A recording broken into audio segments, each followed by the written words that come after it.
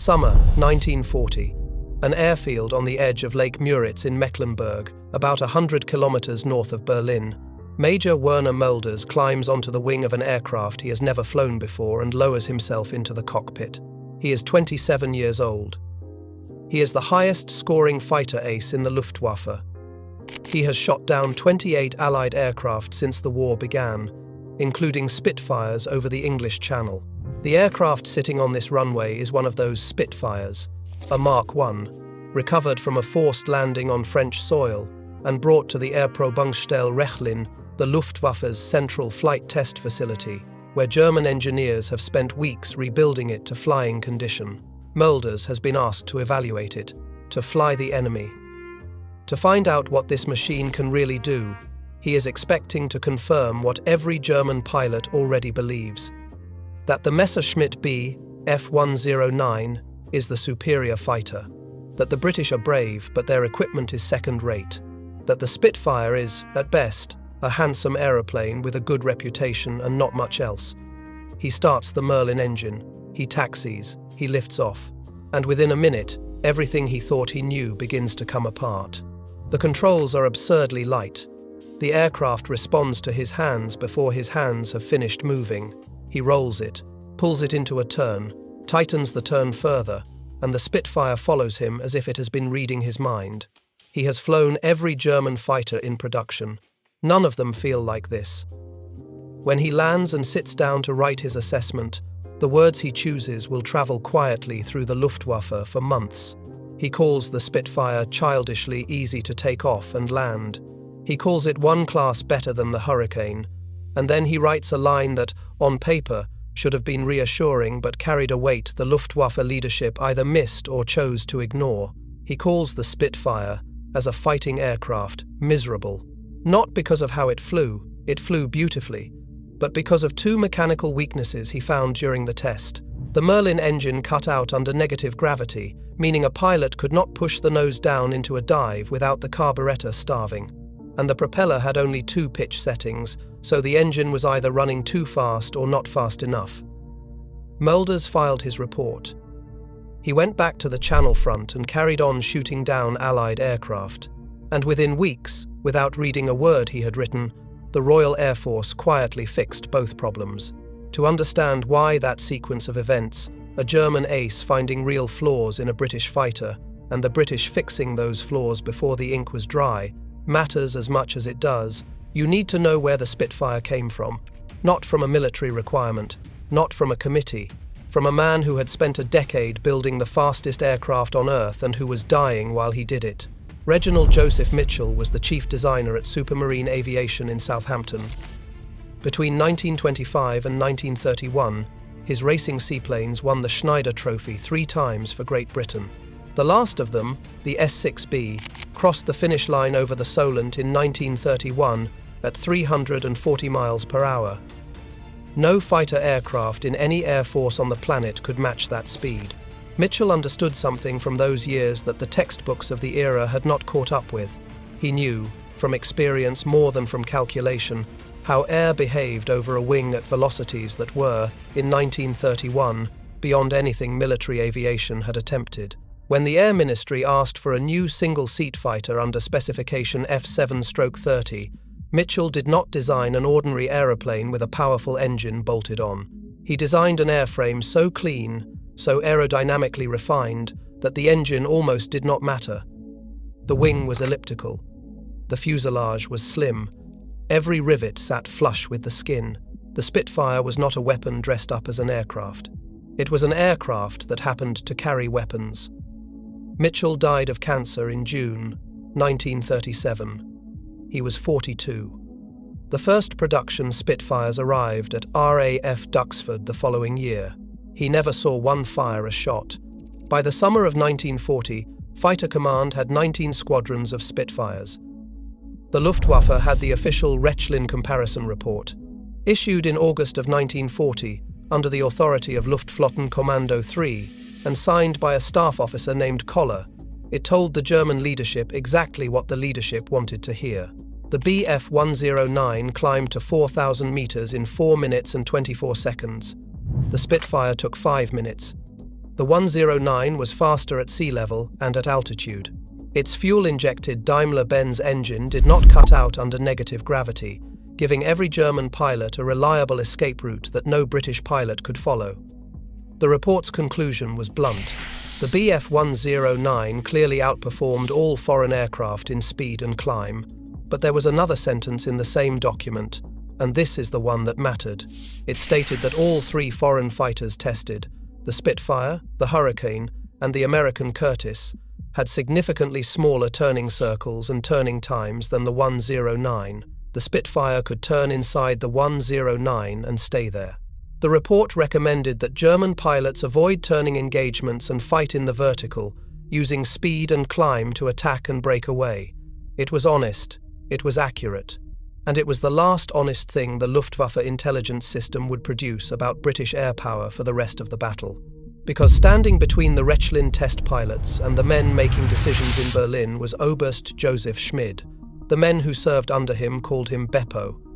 He ran the Luftwaffe's 5th Intelligence Section. He was a personal favourite of Hermann Göring. He had never learned to fly. He had never visited England. And in July of 1940, he produced a document called the Comparative Study of RAF and Luftwaffe Striking Power that would do more damage to the German war effort than any squadron of Spitfires ever did.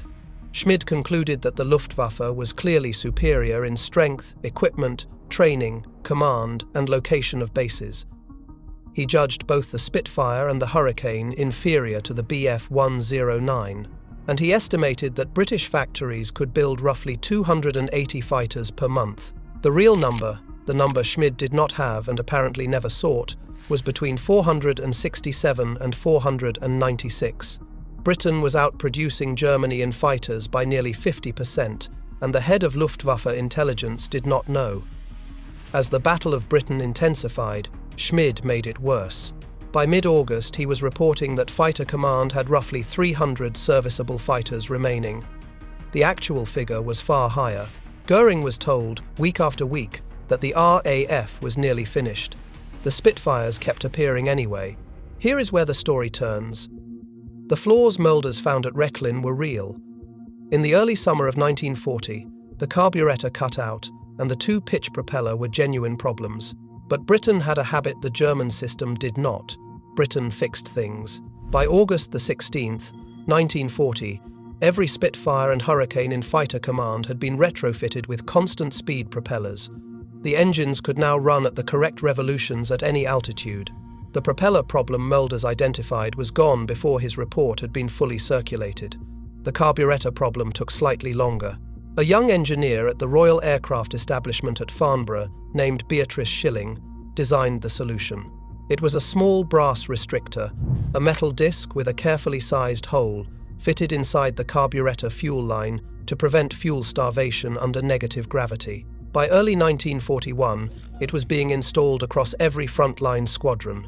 The pilots, with the dark humour that only aircrew seem to manage, called it Miss Shilling's orifice. It was not sophisticated. It was a bit of brass you could hold between two fingers. And it eliminated the one escape manoeuvre the Bf 109 could perform that the Spitfire could not follow. Mölders had tested a Spitfire that was already becoming a different aircraft by the time his report reached anyone who could act on it. The British, meanwhile, were conducting the exact mirror exercise. Captured Bf 109s were flown at Farnborough by RAF test pilots who were every bit as rigorous as the men at Rechlin. Their official assessment stated that the flying qualities of the Messerschmitt were inferior to both the Spitfire and the Hurricane at all speeds and in all conditions of flight. The Spitfire's turning circle was 680 feet. The 109's was 850.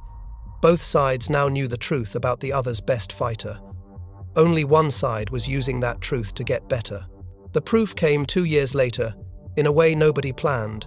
In November of 1942, a Spitfire Mk Vb from 131 Squadron, serial number EN830, was damaged over the Channel Islands and force-landed on Jersey. Its pilot, a Free French officer named Sous-Lieutenant Bernard Scheidhauer, was captured. The Germans shipped the airframe to Daimler Benz, stripped out the Merlin, and installed their own DB605A engine. the same power plant fitted to the Bf-109G. They added a German propeller and electrical system. Their test pilot, a Daimler Benz civilian named Willy Ellenrieder, flew the result and discovered something the Luftwaffe had no comfortable way to explain. With the German engine, the Spitfire outperformed the Merlin version. Mitchell's airframe, the elliptical wing, the flush-riveted skin, was a more efficient design than anything Daimler-Benz had built around their own engine. They nicknamed it the Messerspit. It was destroyed in an American bombing raid on Echterdingen in August of 1944. Scheidhauer never knew what became of his aircraft. He was murdered by the Gestapo in March of 1944, one of the 50 Allied officers executed after the Great Escape from Stalag Luft 3. There was one more moment that belongs in this story. Late in the summer of 1940, Göring called his fighter leaders to a meeting on the Channel coast. He was furious about rising bomber losses. He berated his pilots for lacking fighting spirit, then, softening, asked them what they needed. Mölders, professional as always, asked for more powerful engines. Adolf Galland, the young Commodore of Jägergeschwader 26, answered differently. In his own words, published in his post-war memoir, he said, "I should like an outfit of Spitfires for my squadron." Göring could not speak. The remark has been repeated ever since, usually misquoted as, "Give me a squadron of Spitfires." But Galland was not saying the Spitfire was the better fighter. He preferred the 109 for offensive combat and said so throughout his life. What he meant was that the Spitfire was better suited to the close escort role Göring was forcing on his fighters, tying them to slow bomber formations instead of letting them hunt. Galland was not praising the enemy aircraft. He was condemning his own leadership. The Spitfire was not the best fighter of the war in every measurable respect. The 109 was faster in 1940. It climbed harder. Its fuel injection gave German pilots an advantage in the dive that persisted until Schilling's restrictor reached the squadrons. But Mitchell's wing, drawn in a Southampton office before the war even started, carried every Spitfire mark from the 1st to the 24th. That single airframe outlasted every engine fitted to it, every weapon upgrade, every tactical evolution, and every German assessment of its capabilities. Mölders found flaws that were real on the day he tested and obsolete within months. Schmid produced intelligence that was wrong on the day he wrote it and catastrophic within weeks. Galland spoke a truth his own commander-in-chief could not bear to hear. And the Messerspit proved, with a German engine in a British airframe, that the machine the Luftwaffe had spent years underestimating was, by the metrics of pure aeronautical design, superior to their own. The Germans kept asking whether the Spitfire was a good aircraft. The question they never asked was whether the system behind it, the radar chain, the sector control, the production lines, the culture that let a woman engineer at Farnborough solve a problem with a penny-sized disc of brass, was something they could beat. They never asked. And by the time the answer became obvious, it was too late to matter. Every like on this video helps keep stories like this one visible to the audience that cares about getting the history right. If your family has a connection to the Battle of Britain, to Fighter Command, or to any of the squadrons that flew that summer, I would be honored to read about it in the comments. Those details are the real record. Subscribe if you want the next one. There are plenty more of these waiting to be told.